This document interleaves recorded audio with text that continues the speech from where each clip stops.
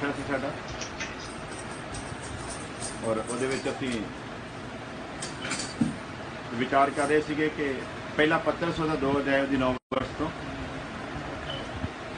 कि तुसीं एक चुनिया होया वंश हो। हालेलुया। खुदा दा दास पहला पत्रस 2 अध्याय दी 9 वर्ष दे विच काफ़ी गल्लां दे उत्तों पर्दा चुक रहा है। पहला पॉइंट यह है कि तुसीं एक चुनिया होया वंश। हालेलुया। तो सारी दुनिया दे विचों परमेश्वर ने एक वंश नूं चुनिया है। उस वंश की कोई जात कोई मजहब नहीं है। वो वंश जिहड़ा है परमेश्वर का वंश कहलाउंदा है और ये वंश जिहड़ा है खालस लोकां दा वंश। हालेलुया। ये वंश कोई आम वंश नहीं है। इस वंश की कोई जाति नहीं है, कोई मजहब नहीं है, क्योंकि ये वंश किसी इंसान ने नहीं बल्कि खुद खुदा ने बनाया। हालेलुया। और इस वंश की खासियत क्या है कि इस वंश में उसने सारी दुनिया की कौमों को निमंत्रण दिया। हालेलुया। किन किन को बुलाया जिस वंश में? परमेश्वर ने अपना वंश होने के लिए हिंदू को भी बुलाया, मुसलमान को भी बुलाया, सिख को भी बुलाया, क्रिश्चियन को भी बुलाया, बौद्धि को भी बुलाया, जैनी को भी बुलाया, और जो उसे नहीं मानता, जो उसे बुरा भला भी कहता है, परमेश्वर ने उसको भी इस वंश में शामिल होने के लिए बुलाया। हालेलुया। तो परमेश्वर कितना भला है, क्योंकि वो कोई जात पात भेदभाव नहीं रखता। हालेलुया। वो किसी के साथ भी पक्षपात करता। उसके लिए हर कौम हर जाति बहुमूल्य है। हालेलुया। इंसान तो आज अपनी ही जाति को ऊपर उठाने के लिए बातें करता है, अपने मजहब को अच्छा कहने के लिए बातें करता है, और इस तरह की बातें वो करता हुआ ये समझाना चाहता है कि नहीं जी मैं ही बड़ा हूं, मैं ही उत्तम हूं, या मैं ही बहुत आगे हूं, या मुझको ही बहुत ज्यादा ज्ञान है। उसके बाद अपनी अपनी फिर उनके जो धार्मिक ग्रंथ हैं उनके ऊपर वो आ जाते हैं कि मेरा जो धार्मिक किताब है या ग्रंथ है ये सबसे ऊपर है या ये भला है। लेकिन परमेश्वर भला है, उसके लिए इंसान सबसे ज्यादा अहमियत रखता है। हालेलुया। कौन रखता है जी? परमेश्वर के लिए कीमत किसकी है? इंसान की है। उस इंसान की जो उस नूर में से निकल कर आया है इस जहान में। हालेलुया। ज्यादातर सुनने में आता है, कभी कभी लोग कहते हैं नहीं जी हमारी जाति सबसे पुरानी है, हमारा मजहब सबसे पुराना है, हम लोग सबसे पुराने हैं। तो ये तो सबको पता है कि एक औरत और एक मर्द से सभी आए हैं। तो जब एक औरत और एक मर्द से सभी आए हैं तो फिर हर एक बंदे का ही मजहब सबसे। फिर कोई ये नहीं कह सकता कि नहीं मैं सनातन से हूं, मैं पहले से हूं, हम पहले से हैं, ऐसा कुछ भी कह सकता। या तो ये मानना पड़ेगा कि 2 से संसार नहीं बना। तो यदि 2 से बना है तो फिर हर एक आदमी ही सनातनी है। फिर किसी का कोई नया नहीं है, किसी का कोई भी पुराना नहीं है। लेकिन ये आदमी की चाल है, क्योंकि उसने दुकानें बना रखी। क्या बनाई है जी? इन दुकानों का नाम कौन कौन सा दिया है जी? बोलो सारे ने। इन दुकानों का नाम है चर्च। सबसे पहले अपना ही बात करते, क्योंकि किसी का कहें तो लोग गुस्सा करते हैं। क्या नाम है ये सबसे पहली दुकान का? दूसरी दुकान आप ही बोलो, मेरे को काली बोलो। दूसरी दुकान, तीसरी दुकान, चौथी दुकान, ये सब क्या है? दुकानें। और इनको चलाने वाले जो है वो पंडित, पुरोहित, भाई, ग्रंथी, मौलवी, पास्टर लोग हैं। कौन है जी? इनको चलाने वाले जो है ना, उनके जो अगुए बनकर बैठे हैं, जो उन धार्मिक ग्रंथों के ऊपर अपना कब्जा जमाकर बैठे हैं, और जो ये बताना चाहते हैं कि हमसे अलावा इसका कोई ज्ञान पा सकता। लेकिन बाइबल में क्या लिखा है? परमेश्वर खुदावंद खुदा ने इस संसार के जितने भी ज्ञानवान लोग थे, जितने भी बुद्धिजीवी लोग थे, सभी को मूर्ख ठहराया। क्या ठहराया जी? मूर्ख। जब परमेश्वर ने सभी के ज्ञान को मूर्खता ही ठहरा दिया है तो फिर इससे आगे कोई बहस की जा सकती नहीं। आदमी फिर अपनी अकल से परमेश्वर को साबित करने की कोशिश करता है। अपनी अकल से वो अपने आप को परमेश्वर के तुल्य बनाने की कोशिश करता है। आज इसीलिए तो जाति जाति पर हमला कर रही है, कौम कौम पर हमला कर रही है। एक धार्मिक किताब को मानने वाला दूसरी किताब पर अटैक कर रहा है। इसीलिए कर रहा है क्योंकि वो चाहता है कि मैं किसी चीज को बनाकर पेश करूं। हालेलुया। लेकिन जब हम बाइबल को पढ़ते हैं तो हमारे सामने ये आता है कि इंसान की तैयारी करने में सबसे बड़ा योगदान, बल्कि सब कुछ वही करने वाला है। हालेलुया। इसमें किसी इंसान की कोई भूमिका है ही, किसी भी इंसान की कोई भूमिका नहीं। लेकिन बदनसीबी ये है कि हमने इंसानों को भी परमेश्वर बना दिया, और यहीं पर पंगा पड़ा है, क्योंकि हमारी जो आस्था भी है, हमारा जो सारे का सारे सोचना भी है, वो भी ये है कि इकबाल गिल जो बताएगा ना वही सच होगा। क्या धारणा बनी है जी? इकबाल गिल जो बताएगा ना वही सच होगा। और इकबाल गिल जैसे जो पुरोहित बनकर बैठे हैं ना, वो भी ऐसे हैं कि उन्होंने लोगों के दिमाग में डाल दिया कि जो मैं बताऊंगा ना वही सच होगा, दूसरा सारा कुछ क्या होगा? दूसरा सारा कुछ गलत होगा। अब लोगों का ईमान बाइबल के ऊपर कम हो जाता है और इकबाल गिल यानी कि बताने वाले के ऊपर क्या हो जाता है? ज्यादा हो जाता है। यही हालत हर ग्रंथ की है। किसी ने कहा कि यार यीशु मसीह ने लोगों को भेड़े कहा, लो जी उसने तो अपने लोगों को जानवर तक कह दिया है। हालेलुया। तो यीशु मसीह ने भेड़ के साथ तुलना की है, अपने लोगों को भेड़ नहीं कहा है, अपने लोगों को उसने अपना वंश कहा है। क्या लिखा है यहां पर? तुम उसका चुना हुआ वंश हो। तो अपने चुने, इसका मतलब यदि परमेश्वर हमको भेड़ कहता है तो वो खुद भी फिर भेड़ ही हुआ जी। हाँ जी। अगर वो हमको जानवर की उपाधि देगा तो वो खुद क्या ठहरेगा फिर? तो क्या परमेश्वर जानवर है? क्या परमेश्वर की तुलना जानवर से कर सकते हैं? तो यदि परमेश्वर जानवर नहीं है तो उस नूर से निकला हुआ फिर जानवर कैसे हो सकता है? जब उस नूर में से निकले हुए की वो जानवर के साथ तुलना फिर कैसे कर सकता? समझाने के लिए कि भेड़ एक ऐसा भोला भाला जीव है जिसको कुछ ज्यादा जानकारी होती, वो एक भेड़ जिस तरफ जाएगी सभी भेड़ें उसी तरफ चल पड़ेंगी। इसलिए उसने कहा कि ये दुनिया भी ऐसी है, ये लोग भी ऐसे हैं, एक अगर गलत भी चल पड़ा सभी उसके पीछे चल पड़ते हैं। किसी टीचर ने बच्चों से सवाल पूछा कि भेड़ों के ऊपर सवाल था, तो एक बच्चा स्कूल उस क्लास में पढ़ता था, उसने कभी हाथ नहीं उठाया था कि मैं जवाब दूं। तो टीचर ने सवाल किया, जी मान लो कि एक बाड़े में 100 भेड़ें हों, उसमें से एक भेड़ यदि छलांग लगाकर बाहर चली जाए तो बाकी कितनी भेड़ें जो है वो बाड़े में रह जाएंगी? तो जिस बच्चे ने कभी जवाब नहीं दिया था ना उसने हाथ खड़ा किया, क्योंकि उसका प्रैक्टिकल था। तो टीचर बड़ा हैरान हुआ, उसने कहा कि तुमने तो कभी हाथ उठाया नहीं था, तुमने तो कभी जवाब दिया नहीं, तो आज तूने जवाब देने के लिए हाथ कैसे उठा लिया?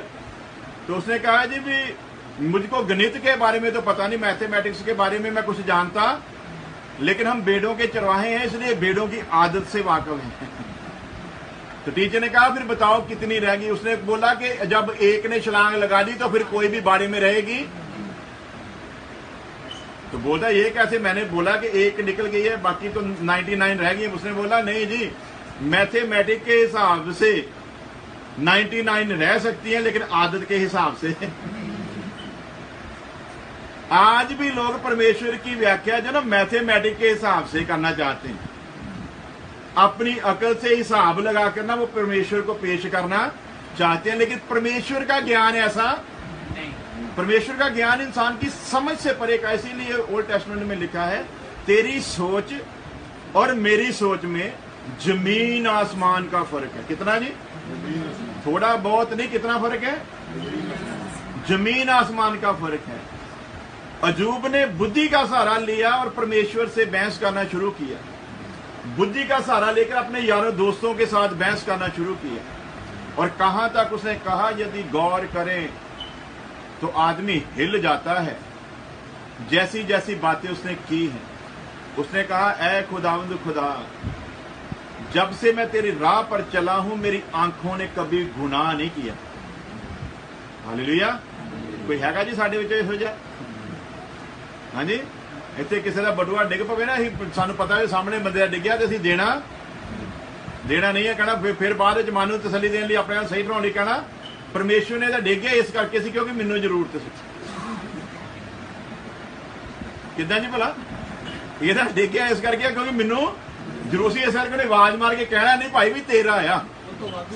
तो अजूब क्या कहता है, परमेश्वर तुझे ज्ञात हो, तुझे मालूम हो, मैंने अपने जीवन में कभी आंखों से गुनाह आंखों से गुनाह नहीं किया, मेरे हाथों ने भी कभी गुनाह नहीं किया, मेरे कानों ने भी कभी बुराई को सुनना चाहा। यदि किसी ने बुराई सुनाने की मुझे कोशिश की तो मैंने उसी वक्त उसे डांट दिया। हालेलुया।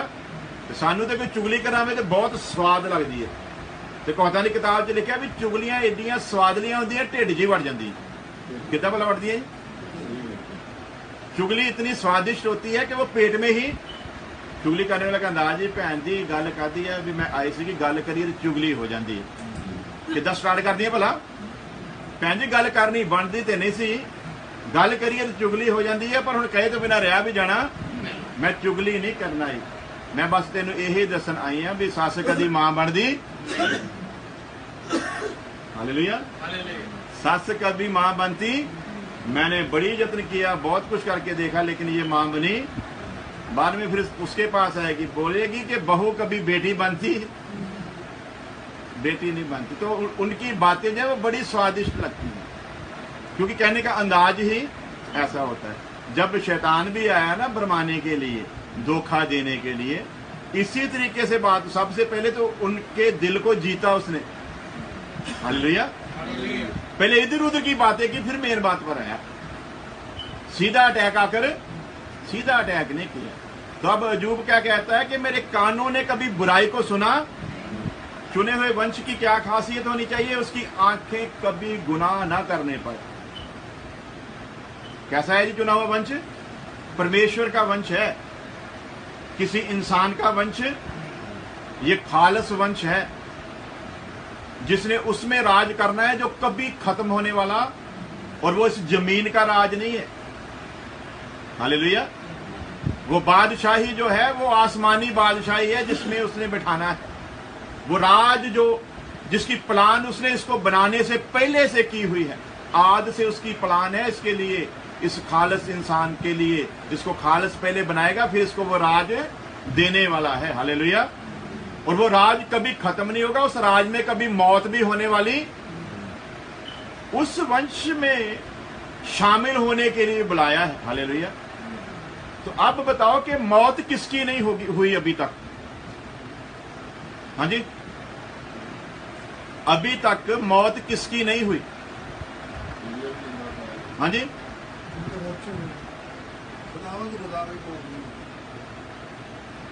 हम किस राज में प्रवेश करना है? यहां कभी मौत होगी? हालेलुया। यदि एलिजा की बात भी करे ना, तो जिनकी नजर से वो ओझल हो गया उनके लिए तो वो उठाया गया या मर गया एक बराबरी है ना। वो तो परमेश्वर की प्लान में किसी ग्रह पर रखा हुआ उसको खास मकसद के लिए। मौत परमेश्वर की कभी नहीं हुई, ना कभी हो सकती है। हालेलुया। वो ना किसी से पैदा हुआ, ना किसी से पैदा होगा, और ना वो कभी मरेगा। वही आद है, वही अंत है, वही अल्फा है, वही ओमेगा है। हालेलुया। बिगिनिंग भी वही है और अंत भी वही है। वही है जिसकी मौत कभी होगी, उसने अपने बीच में शामिल करने के लिए हम सबको बुलाया है। हालेलुया। जिस बदन का वो मालिक है उस बदन की मौत होती, और उसी बदन में शामिल होने के लिए उसने बुलाया है। उस बदन को उसने तैयार किया पहले, जिसका नाम यीशु मसीह रखा गया, और उसी यीशु मसीह में सभी को बुलाया है अंग बनने के लिए। क्या लिखा है बाइबल में? मेरे लिए एक देह तैयार की गई। उसी देह पर पहले इस पूरी दुनिया का पाप डाला, और वो देह पूरी दुनिया का पाप उठाकर क्रूस पर चढ़ी। पाप पर सबसे पहले सजा लाया जिसने इंसान को परमेश्वर से जुदा किया था। उस शक्ति के ऊपर जिस पर कोई अटैक नहीं कर सकता था, खुदा ने खुल्लम खुल्ला तमाशा बनाया सलीब के ऊपर। यीशु के रूप में पाप को लटकाया, जिससे इंसान निजात पा सकता, छुटकारा हो ही नहीं सकता था इंसान का। उसके लिए खुद एक देह तैयार की, उस देह को फिर मरने दिया, उस देह को कब्र में रखने दिया, उस देह को फिर परिवर्तित किया। हालेलुया। जो कब्र में रखी गई देह थी और जो जिंदा होकर बाहर आया था वो जिस्म नहीं। क्या लिखा कि जब वो गई वहां पर तो उन्होंने सिर्फ वहां पर उस कपड़े को देखा जिसमें यीशु मसीह को लिपटे हुए रखा हुआ था। जैसे वो कपड़ा लिपेटा हुआ था उसी हालत में वो कपड़ा पड़ा था, लेकिन उसके बीच यीशु। हालेलुया। जिस्म जो था वो मिट्टी भी नहीं हुआ, क्योंकि लिखा था वह अपने पवित्र पुरख को मिट्टी में मिलने नहीं देगा। इसलिए उस जिस्म को परिवर्तित किया। क्यों? इसलिए कि लोग यकीन करें कि रैप्चर के समय पर यह होने वाला है। हालेलुया। इसलिए खुदा का दास थस्सलुनीके में लिखता है, हे भाइयों चिंता मत करो, आखिरी तुरी जब बजाए जाएगी, आंख की पलक झपकते ही हम जो जिंदा हैं वो और के और हो जाएंगे। हालेलुया। अब लोगों ने विश्वास नहीं करना था कि ऐसा हो सकता है, इसलिए यीशु के साथ पहले परमेश्वर ने वो सब कुछ किया ताकि लोग यकीन करें कि यदि उसके साथ हुआ है तो फिर हमारे साथ भी ये सब कुछ होने। अपने पुत्र की महिमा में उसने सबको बुलाया, उस बदन में शामिल होने के लिए बुलाया है। वो बदन जिसमें शामिल होकर हमने हमेशा की जिंदगी में दाखिल होना है। हालेलुया। चुना हुआ वंश है हम लोग, तो चुने हुए वंश के लिए उसने बहुत सारे कानून नियम ठहराए हैं, और चुने हुए वंश के लिए ये सब कुछ निर्धारित किया है। हमको बड़े ही ध्यान से इन बातों को समझना है। हालेलुया। इंसान जो है वो सोचता है, वो समझता है अपने तरीके से, लेकिन खुदा की बातों को समझना इंसान के बस का काम। जितनी देर वो खुद उसका रूह ना समझाए, इंसान इन बातों को समझ सकता। वो जब भी इसको समझने की कोशिश करेगा, इसका असली अर्थ निकाल सकता। आज बहुत सारे लोग हैं जो कहते हैं, नहीं जी आपकी पंजाबी का तर्जमा कुछ और है, इंग्लिश में कुछ और। इंग्लिश में भी वही है, पंजाबी में भी वही है, ट्रांसलेशन में कोई फर्क नहीं आया। बात सिर्फ इतनी है कि जब लोगों ने इतनी भाषाओं से इसको ट्रांसलेशन की है, तो लिखते वक्त वो शब्द जो है ना, कभी कभी उतना प्रभावशाली जो इंग्लिश में लिखा वो शब्द पंजाबी में नहीं मिला, तो उन्होंने अपने लिहाज से लिखा है। जैसे बाइबल में लिखा है, पंजाबी में लिखा है, यीशु मसीह ने पुकार कर जान दे दी। कैसे दी जी? पुकार कर जान दी। और इंग्लिश में लिखा है कि वो लाउडली क्राई, ऊंचे से चिल्लाया। हालेलुया। अब जो ध्यान नहीं रखता वो इस बात को यूं लेगा कि पंजाबी में ना लोगों ने जिन्होंने पढ़ा है उनको शायद गलत फहमी है। यीशु मसीह ने पुकार कर जान नहीं दी, यीशु मसीह बहुत जोर से चिल्लाया, क्राउडली, ऊंची आवाज में चिल्लाया। पंजाबी में लिखा है पुकारा, तो पुकारा भी जब जाता है तो ऊंची आवाज में ही जाता है। हालेलुया। सो लिखने वाले के मन में कोई ऐसी बात नहीं थी कि वो उसको गलत कर रहा है या कुछ कर रहा है। उसके दिमाग में ट्रांसलेशन करते वक्त जो शब्द उसको मिल गया, उसने उसी हिसाब से ट्रांसलेशन करते वक्त उसको लिख दिया। लेकिन यीशु मसीह लाउडली जो कराए होया ना, वो चिल्लाया, तो मतलब वो सेम ही है। अब जिसकी समझ काम ना करती हो या जिसको पूरा ज्ञान ना हो, वो इसको यूं कहेगा कि यीशु मसीह दर्द बर्दाश्त नहीं कर रहा था। क्यों चिल्ला रहा है? उससे दर्द बर्दाश्त हो, इसलिए वो दर्द के मारे चिल्ला रहा है। अब जब वो उस हिस्से को पढ़ेगा तो इसमें उसकी कोई गलती भी नहीं है। पहला पॉइंट, वो अपनी अकल से समझने की कोशिश करेगा। दूसरी बात, उसको पता नहीं है कि उसके साथ हुआ क्या क्या है। हालेलुया। दुनिया का पहला इंसान जिसकी अदालत रात के समय लगाएगी। आज तक यीशु से ना पहले ना यीशु के बाद कोई ऐसी शख्सियत पैदा नहीं हुई जिसकी अदालत रात को लगाई गई हो। यह पहला शख्स था जिसकी अदालत रात को लगाई गई। 39 कोड़े मारने का हुक्म दिया गया, और वो कोड़े आज भी उनके पास हैं जो यीशु मसीह के बदन पर लगाए गए थे। जो कोड़े यीशु के बदन पर लगाए गए थे, उसके बाद कोई जिसको परमेश्वर ही रखे वही जिंदा रह सकता है, वरना जिंदा रह सकता। लिखा उसकी पीठ ऐसे हो गई थी जैसे जमीन के ऊपर हल चलाया गया। उसकी एक एक हड्डी जो थी वो नजर आती थी। हालेलुया। इस हालत में फिर कोड़े लगाने के बाद एक 100 फुट गहरा कुआं, उसके बीच में एक सुरंग थी जिसमें, क्योंकि बाइबल में लिखा सभी बातें नहीं लिखी गई, यदि लिखी जाती तो संसार में ना समाती। और फिर उस सुरंग में यहां पर ऑक्सीजन नाम मात्र की थी, उसमें उसको रखा गया। फिर उसमें से यानी कि जब इंसान की जो सही आदमी है ना, सही सलामत है, उसमें उसका सांस लेना भी बड़ा मुश्किल है, उसमें उसको रखा गया रात भर। फिर वहां से फिर उसको निकाला गया, निकालकर फिर उसके जो कंधे पर थी वो सलीब रखी गई। अब जख्मी कंधों के ऊपर सलीब रखी गई है, वो भी रगड़ कर रही होगी। गिर पड़ा, किसी के कंधे पर रखी गई, उसने कहा नहीं, ये पूरी नजात का काम किसी इंसान के सहारे नहीं किया जाएगा, ये परमेश्वर की प्लानिंग है, खुद से वही अंजाम देगा। उसने उसके कंधे से फिर उठाकर अपने कंधे पर रख ली।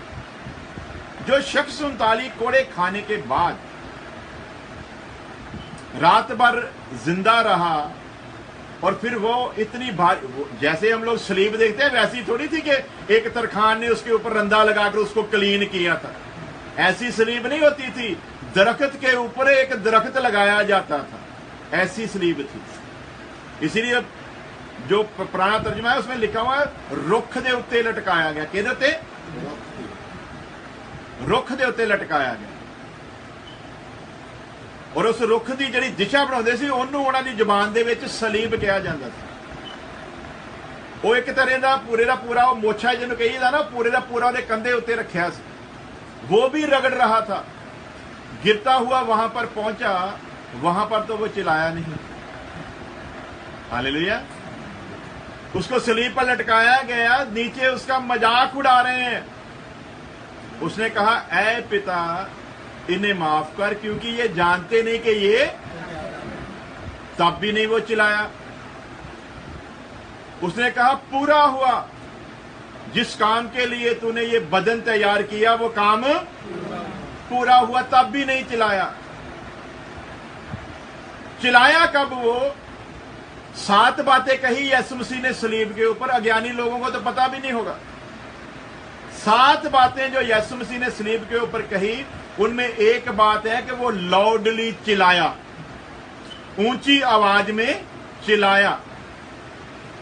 ऊंची आवाज में जब चिल्लाया, उसका एक आत्मिक अर्थ था जब वो चिल्लाया। हालेलुया।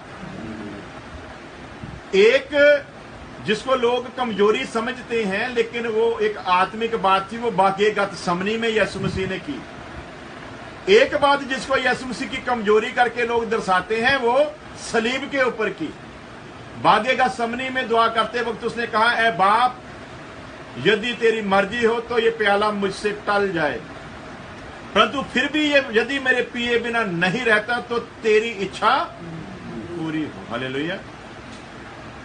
ज्यादातर लोग क्या कहते हैं कि यीशु मसीह इसलिए घबरा गया था। दूसरों की तो बात छोड़ो, हमारे बहुत जो अज्ञानी प्रीस्ट लोग हैं वो भी कह देते हैं कि जो दुख मिलने वाला था उसको देखकर यीशु मसीह घबरा गया था, इसलिए उसने ये बात की। 7 प्रकार का लहू यीशु मसीह ने बहाया।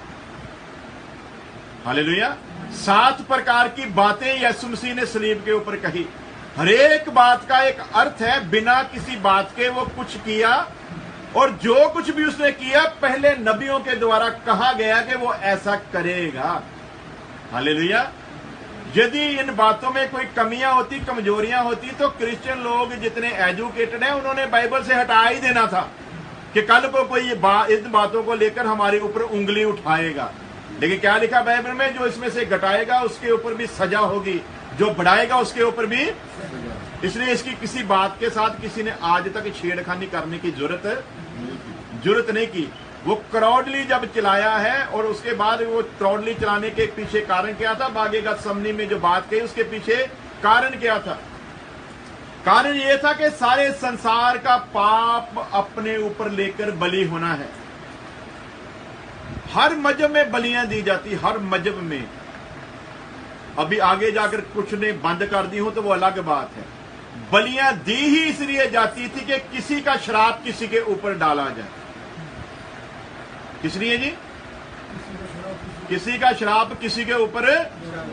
एक ज्ञानी पंडित के साथ बात हुई थी, मैंने बोला प्रसाद क्यों बांटते हो जी मंदिर में? ये प्रथा कब चली, क्यों चली? इसके पीछे कोई ना कोई लॉजिक तो, कोई बात तो कोई ना कोई होगी ना जिसके कारण ये चली। तो उसने बोला प्रसाद जो लेकर आता है ना, वो अपने पापों का प्रायश्चित लेकर आता है। क्या लेकर आता है जी? पापों का प्रायश्चित लेकर आता है। और उस समय के जो बुद्धिजीवी लोग थे, फिर उन्होंने ये प्रथा बनाई कि वो जो सारा कर्ज, वो जो सारा श्राप एक आदमी के ऊपर पड़ा हुआ, जिसके लिए सहारना मुश्किल है, वो प्रसाद रूपी फिर थोड़ा थोड़ा करके सभी में बांट दिया जाता है। तो मैंने बोला जब वो आपको पता है कि वो कर्ज है तो क्या आप खाते हो? बोलता जो ज्ञानी पंडित वो कभी खाता, जो ज्ञानी पंडित है वो कभी प्रसाद खाता? उसको पता है कि ये श्राप दूसरे का, मैं अपने ऊपर क्यों लूं? बलियां आज भी दी जाती है, किसी के बच्चा नहीं होता आप लोग देते हो। हिंदुस्तान में तो ऐसी प्रथाएं रोज न्यूज चैनलों पर, रोज खबरों में हम लोग सुनते हैं कि फला आदमी के यहाँ बच्चा नहीं होता था या लड़का नहीं होता था, उनको किसी जादूगर टूने टमाने वाले ने कह दिया कि किसी दूसरे का बच्चा उठाकर उसकी बलि दे दो तो तुम्हारे घर बच्चा। तो लोगों ने ऐसे दूसरों के घर भी बर्बाद कर दिए, अपने घर में भी बच्चा हुआ नहीं।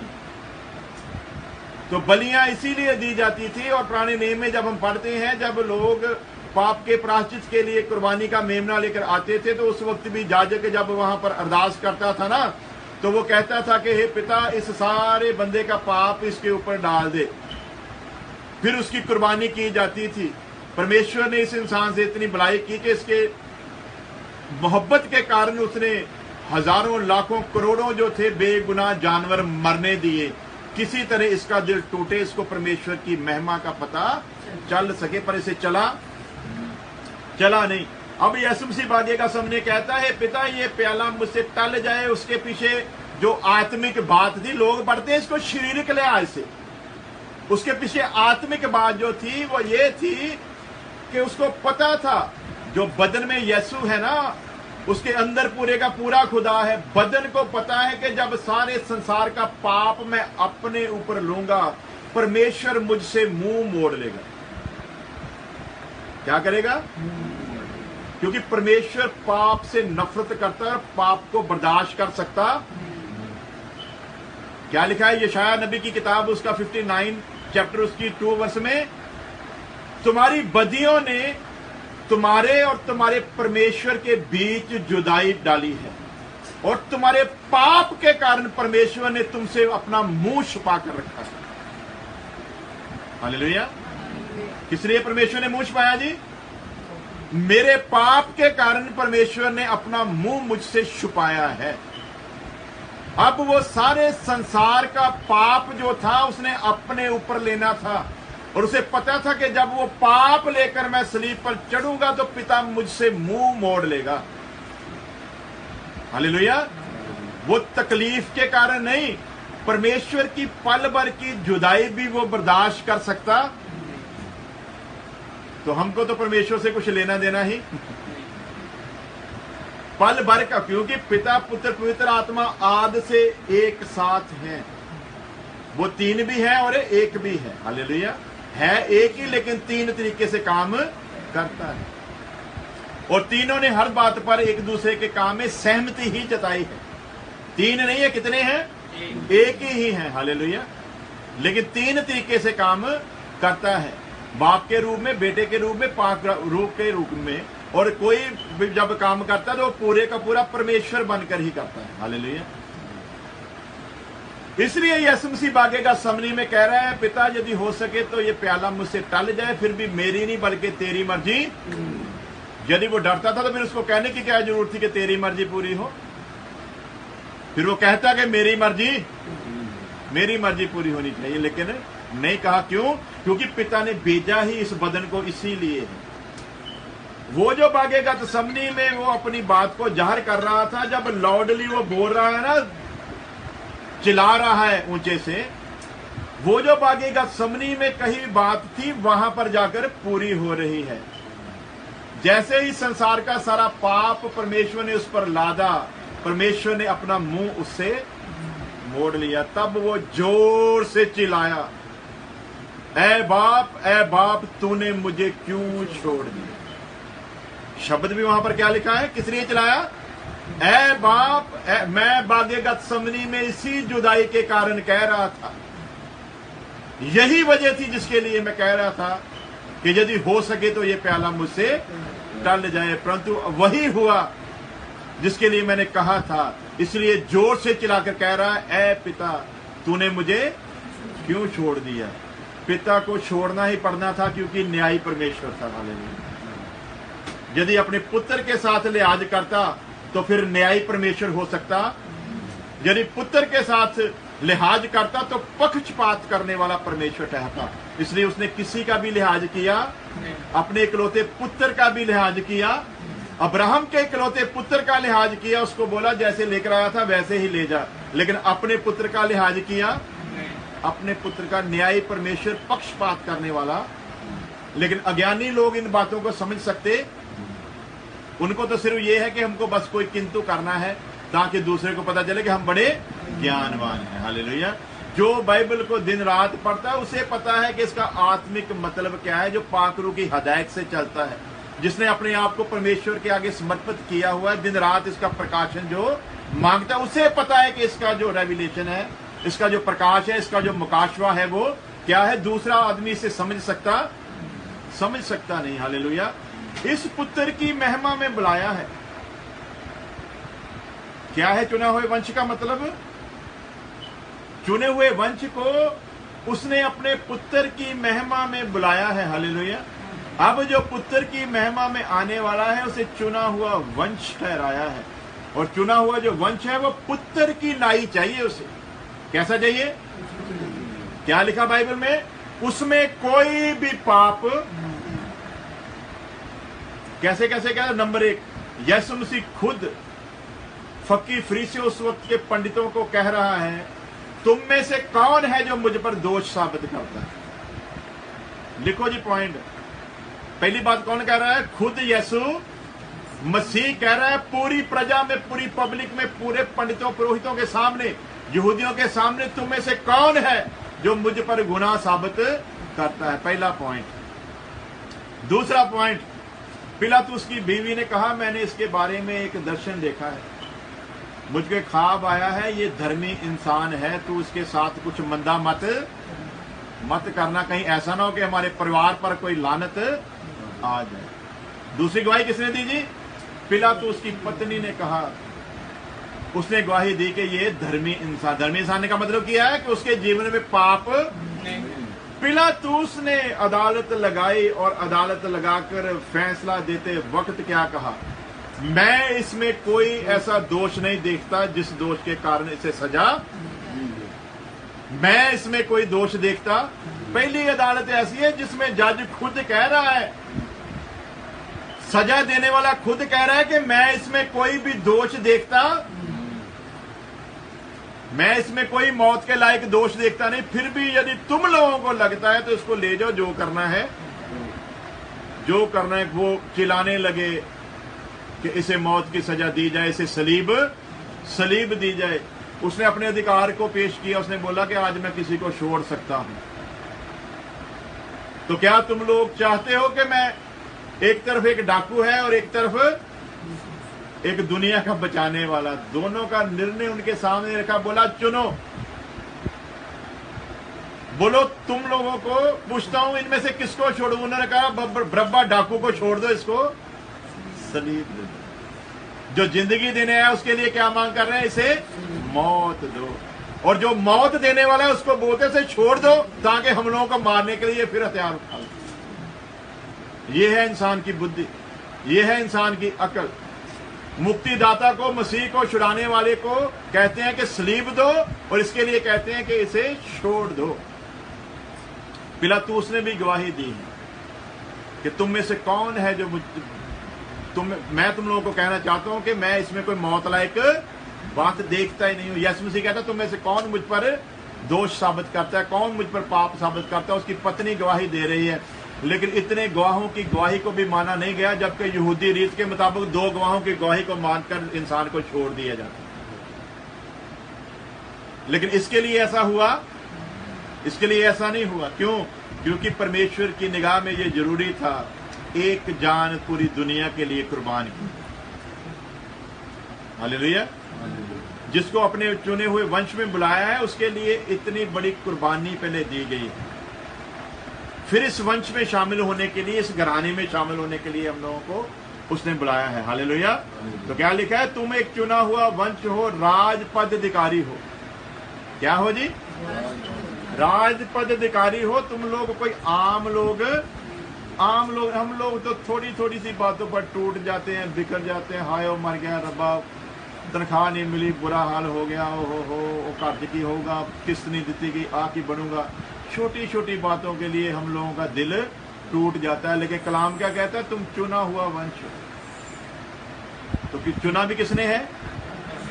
उस परमेश्वर ने चुना है जिसने कहा कि उड़ते पंछियों को देखो, ना वो बीजते हैं ना वो काटते हैं, परमेश्वर उनकी भी देखभाल, तो तुम्हारे लिए क्यों ना करेगा। हालेलुया। चुने हुए वंश को फिक्र करने की जरूरत नहीं। तो हम लोगों के लिए शब्द लिखा गया चुना हुआ वंश। अभी ये डिक्लेयर करने से पहले जब इस्राएलियों के साथ बात की तब भी मूसा को जब व्यवस्था दी तो उनको बोला ये मेरी निज प्रजा है। क्या है जी? मेरी खास प्रजा है। लेकिन खास प्रजा कब है? जब ये मेरे व्यवस्था पर चलेगी। हालेलुया। पढ़ लेंगे एक वर्ष आगे हम लोग समझ सकें।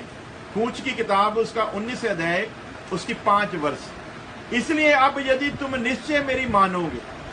क्या हुक्म है जी? खास प्रजा के लिए, खास प्रजा और चुने हुए वंश के लिए हुक्म है। इसलिए अब यदि तुम निश्चय मेरी मानोगे और मेरी वाचा का पालन करोगे तो सब लोगों में से तुम ही मेरा निज धन ठहरोगे। हालेलुया। समस्त पृथ्वी मेरी ही है। परमेश्वर ने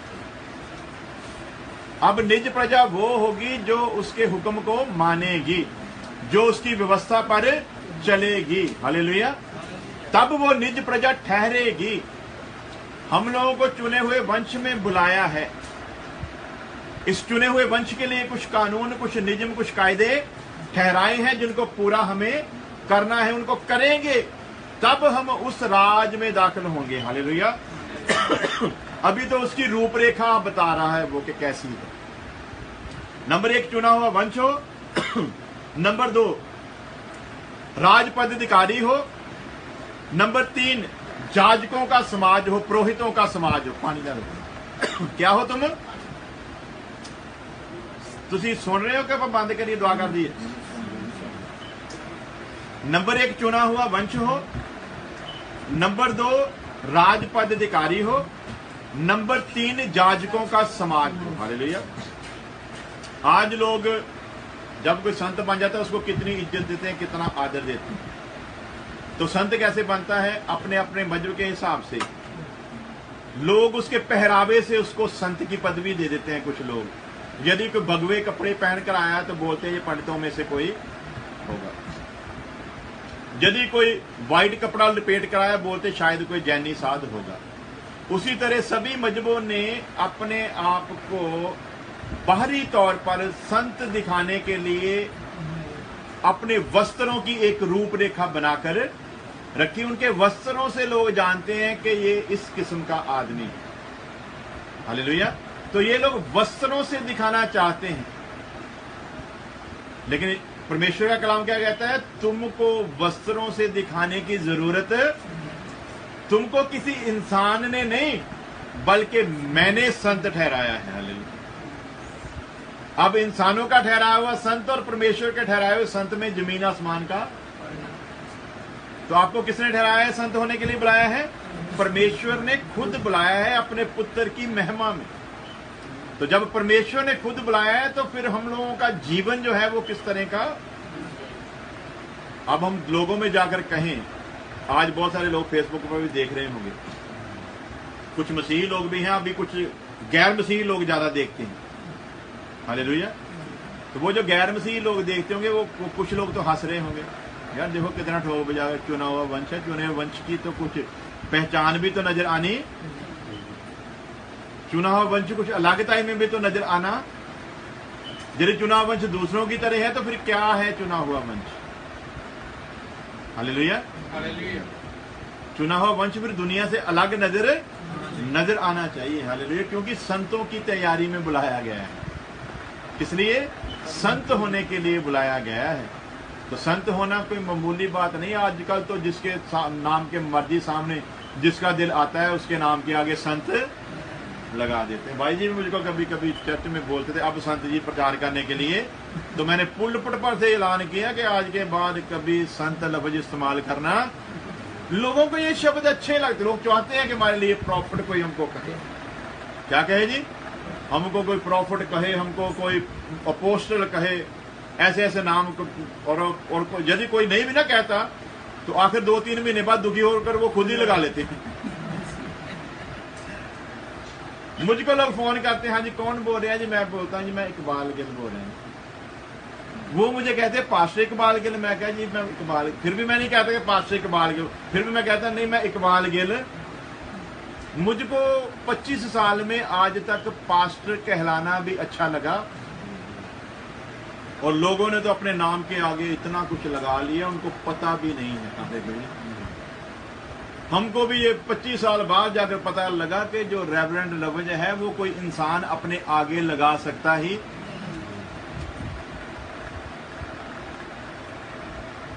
रेवरेंड लफ्ज इंसान अपने आगे लगा सकता। तो आज बहुत सारे सेवकों ने अपने नाम के आगे लिखा हुआ है रेवरेंड सैमसन, रेवरेंड फलाना, रेवरेंड ये, रेवरेंड वो। रेवरेंड का अर्थ है भय योग्य। क्या अर्थ है जी? फिर बोलो क्या अर्थ है? और ये रेवरेंड लफ्ज किसके लिए इस्तेमाल किया गया बाइबल में? सिर्फ और सिर्फ परमेश्वर के लिए। भय योग्य कौन है? सिर्फ परमेश्वर है, दूसरा कोई हो सकता। आज मैं कहूं रेवरेंड इकबाल गिल, तो इसका मतलब मैं भय योग्य परमेश्वर हूं। क्या हूं जी? तो ऐसे अज्ञानी हैं उनको पता भी नहीं है कि नाम के आगे क्या लगाना है, क्या नहीं लगाना। ये शब्द सिर्फ परमेश्वर के लिए इस्तेमाल हो सकता है, दूसरे किसी इंसान के लिए हो सकता नहीं है। लोग लेकिन इतने अज्ञानी हैं कि पता नहीं। हालेलुया। चुने हुए वंश में बुलाया है, ये नजर आने चाहिए।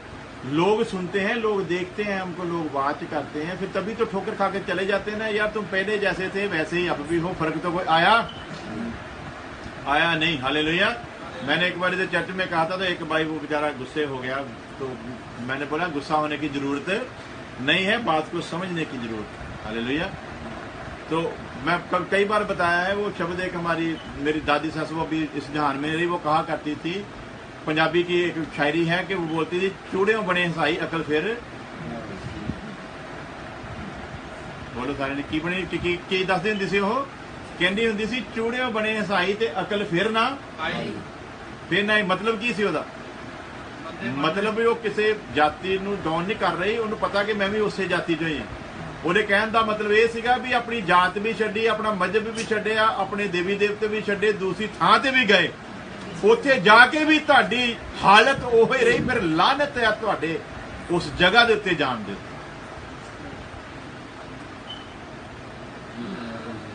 ਤੇ ਪੁਲਪਟ ਤੇ ਖੜੇ ਹੋ ਕੇ ਗਵਾਹੀਆਂ ਦੇਣ ਦੇ ਨਾਲ ਥੋੜੀ ਕੋਈ ਗੱਲਾਂ ਬਣਦੀਆਂ कि मैं पुलपट से खड़ा होकर गवाही दवा कि मैं ये है वो, मैं रब ने आ किया। लोगों ने हमारी जिंदगी को देखना।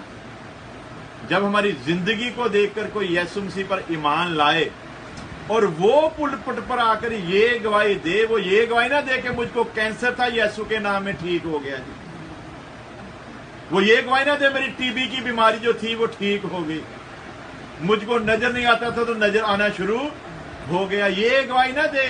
वो ये गवाही दे कि मैंने भाई विलियम की जिंदगी को पहले भी देखा था और अब भी इसकी बदली हुई जिंदगी को देखकर मैं यीशु मसीह पर ईमान लाया। इनू कहते हैं गवाही भाई जी। दूसरा कोई कहे कि मैं इकबाल गिल को देखकर यीशु मसीह पर ईमान लेकर आया हूं, इसको बोलते आपकी गवाही कोई दूसरा दे, उसको कहते हैं गवाही। क्या लिखा बाइबल में? अंताकिया की कलीसिया में शागिर्द मसीही कहलाए। कि जा ये लिखा भी अंताकिया की कलीसिया में जाके चेलिया ने अनाउंस किया कि असी मसीही हैं। लोगों ने उनके जीवन में साक्षात मसीह को देखा। लोगों ने गवाही दी कि सचमुच ये लोग मसीही कहलाने के लायक हैं। हालेलुया। तो अब आप लोग विचार करना है कि आप लोगों की जिंदगी को देखकर कितने लोग मसीह में ईमान लाए हैं। हालेलुया। मेरे पास अपनी गवाही है, वो आप लोग मेरे YouTube खोलोगे, फेसबुक खोलोगे, मुझको कहने की जरूरत नहीं है। मुझको इस बात की खुशी है कि सैकड़ों लोगों ने पिछले ही दिनों में मेरी जिंदगी को देखकर यीशु मसीह को कबूल किया। मैं अपनी तारीफ अपने मुंह से करता, आप लोग फेसबुक पर जा, लोगों ने लिखकर भेजा हुआ कि हम लोग इतनी देर से मसीह थे, ठोकर खाकर वापस चले गए थे, हमको लगता था कि ये सब चोरों ठगों की ही महफिल है, इससे ज्यादा और कुछ। लेकिन हम लोग आपकी वीडियो देख रहे हैं, आपके जीवन को देख रहे हैं, आपके सब कुछ सुन रहे हैं, और हमको लगा है कि सचमुच आप मसीही हैं। हालेलुया। इसको कहते हैं कि मसीह में गवाही को दूसरा दे। अपने, ठीक है ना, अपने मुंह मियां मिठू। हाँ जी, हमारी पंजाबी का होता है अपने मुंह भी आप ही अपनी तारीफें करते जाएं, उसका कोई फायदा नहीं। अब चुने हुए वंश के ऊपर गौर करते हैं। कूच की किताब, बाइबल की दूसरी किताब, मूसा नबी की लिखी हुई किताब, उसका 19 अध्याय, चैप्टर 19 वर्स 5। इसलिए अब यदि तुम निश्चय मेरी मानोगे और मेरी वाचा का पालन करोगे तो सब लोगों में तुम ही मेरा निज धन ठहरोगे। समस्त पृथ्वी पर समस्त पृथ्वी मेरी ही है, और तुम मेरी दृष्टि में याजकों का राज्य और पवित्र जाति ठहरोगे। क्यों होंगे ये भला पवित्र? हालेलुया। जब इस्राएलियों के साथ वाचा बांध रहा है, अभी लिखा है कि ये वाचा जो थी ये अधूरी थी। अधूरी वाचा उनके लिए थी, हमारे लिए पूरी करके दी। हालेलुया। जिनको अधूरी दी है उनके लिए ये हुक्म है कि यदि इस अधूरी वाचा को तुम मानोगे तब तुम मेरी निज प्रजा ठहरोगे, और तुम्हारी खासियत क्या होगी? तुम्हारे जीवन में पाकीजगी होगी। हालेलुया। क्या होगी जी? तुम्हारे जीवन में क्या होगी? पाकीज। अब अपने जीवन पर गौर कर लो। पवित्रता ही। हाँ जी, पढ़ दे पंजाबी। ਹੁਣ ਜੇ ਤੁਸੀਂ ਮੇਰੀ ਆਵਾਜ਼ ਦੇ ਸਰੋਤੇ ਹਾਲੇਲੂਇਆ। ਹੁਣ ਜੇ ਤੁਸੀਂ ਮੇਰੀ ਆਵਾਜ਼ ਦੇ ਸਰੋਤੇ ਹੋਵੋਗੇ, ਇਸ ਇੱਕੋ ਸ਼ਬਦ ਦੇ ਉੱਤੇ ਨਾ YouTube ਤੇ ਅਗਰ ਤੁਸੀਂ ਜਾਓ ਤੇ 14 ਮਹੀਨੇ ਦਾ ਇੱਕ ਮੈਸੇਜ ਪਾਇਆ ਹੋਇਆ। उस मैसेज का नाम है लिसन टू गॉड। अगर तुसी मेरी आवाज दे श्रोते हो, 14 महीने का इसके ऊपर मैसेज डाला हुआ है, आप लोग सुन सकते हो, आशीष मिलेगी खुदा की तरफ से। अगर तुम मेरी आवाज के श्रोते, यानी कि तुसी अगर मेरी आवाज नू सुनने दे चाहवान हो, अगे पढ़ांगे जी। मेरे नाम दी मनावत करोगे, अते मेरे नाम दी मनावत करोगे सारियां कौमां विचों मेरी निजी, तां तुसी सारियां कौमां दे विचों, हालेलुया, मेरी निज प्रजा होवोगे, निजी प्रजा होवोगे। क्यों जो सारी धरती मेरी है। क्यों जो सारी धरती, सारी पहला नंबर एक आ गया, सारी धरती। फिर धरती दियां सारियां कौमां, उन्हां सारियां कौमां दे विचों लैके उन्हें एक वंश खड़ा किया जिन्हों कहना तुसी मेरा चुनिया होया। हालेलुया। अगे जाके की कहता है? अब्राहम के साथ वाचा बांधी, मेरी वाचा तेरे वंश के साथ है। वंशों के साथ नहीं, वहां पर लिखा, किसके साथ लिखा है? वंश के साथ। यहां पर क्या लिखा? सारी धरती दे उत्ते सारियां कौमां दे विचों। और मत्ती दी अंजील 28 अध्याय 19 यीशु मसीह की कह रहा, जाओ सारियां कौमां दे विच जाओ ते उन्हां नूं शागिर्द बनाओ, जिन्हां ने इस चुने हुए वंश दे विच शामिल होना। लोगों ने तो बनाती जात की जी, ये क्रिश्चियन है जी। हालेलुया। की बना देता बोला? अब जब आप क्रिश्चियन बनकर लोगों के सामने पेश करोगे ना अपने आप को कि हमारा एक धर्म है, हमारी एक जाति है, लोग आपकी तरफ आने वाले। पंगा ही इससे का खड़ा होया, क्योंकि हुक्म तोड़ दिता गया, जिसमें पिछले दिन दसिया स्नेहा बिगड़ गया। जैसा संदेश मिला था वैसा दूसरे लोगों तक पहुंचा नहीं। यदि सिर्फ डिसाइपल बनाते, आज दुनिया में क्रिश्चियन रिलीजन ना होता। आज कौन होते? सिर्फ और सिर्फ यीशु मसीह के शागिर्द होते। हालेलुया। वो हर कौम में शागिर्द होते, हर घर में शागिर्द होते जो यीशु मसीह को पेश करते। लेकिन क्या गलती की इन्होंने? क्रिश्चियन रिलीजन बना दिया, क्रिश्चियन जात कास्ट को बनाकर पेश कर दिया। लोगों ने भी कह दिया ये एक अलग धर्म है, ये एक अलग जाति है। क्रिश्चियन एक विचारधारा है जिसमें सारी दुनिया के गुनहगारों तक ये पैगाम लेकर जाना है कि तू गुनहगार है, तुझे परमेश्वर बख्श सकता है, तुझे इन पापियों की दुनिया से निकालकर एक चुने हुए वंश में लाकर खड़ा कर सकता है, बशर्ते कि तू मान ले कि तू पापी है। हालेलुया। तू मान ले तू क्रिश्चियन है, इसलिए तुझे वो चुने हुए वंश में डालेगा, ये हुक्म नहीं है। हुक्म चुने हुए वंश में लाने के लिए क्या है? ये कहना पड़ेगा कि मैं जिस भी जाति में हूं, परंतु मैं जानता हूं कि मैं गुनहगार हूं। हालेलुया। मैं जिस भी जाति में हूं, मैं कबूल करता हूं मुझ गुनहगार के लिए तूने अपनी जान दी है। मैं जिस भी जाति में हूं, मुझको जरूरत है कि मेरी मुक्ति हो, मेरी नजात हो, मेरी साल्वेशन। हालेलुया।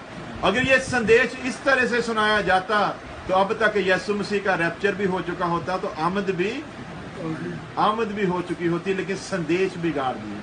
तो याद रखना, हम लोग चुना हुआ वंश हैं। तो चुने हुए वंश के काम अगले दिनों में हम लोग सीखेंगे कि चुने हुए वंश को काम क्या क्या करने हैं। अब अपनी आंखों को बंद करें, सिरों को झुकाएं, दुआ करते हैं। तेरे बासमानी तेरी तारीफ, तेरा शुक्र करते हैं तेरी दया तेरी मोहब्बत के लिए। खुदा सचमुच तूने संत होने के लिए अपने लोगों को बुलाया है। तू चाहता है हर गुनहगार वो दुनिया में किसी भी कोने में बैठा हो, किसी जात किसी मजहब में बैठा हो, उसे तौबा करने की जरूरत है, क्योंकि वो जानता है कि वो गुनहगार है। और तू गुनाह से नफरत करने वाला परमेश्वर, तू गुनाह को बर्दाश्त ही नहीं कर सकता, क्योंकि तू न्यायी परमेश्वर। इसलिए हर इंसान को जरूरत है खुदावंद कि वो मान ले कि वो गुनहगार है और गुनाह की वजह से वो तुझसे दूर है।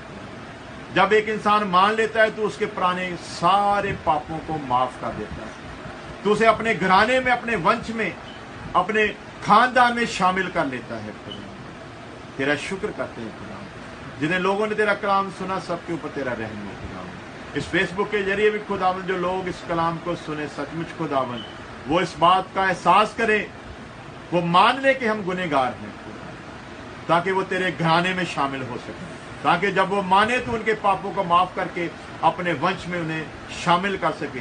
तेरा धन्यवाद करते हैं। हमारी इस दुआ को सुन ले मसीह यीशु के नाम। करे बासमानी तेरी तारीफ, तेरा शुक्र करते हैं खुदावंद।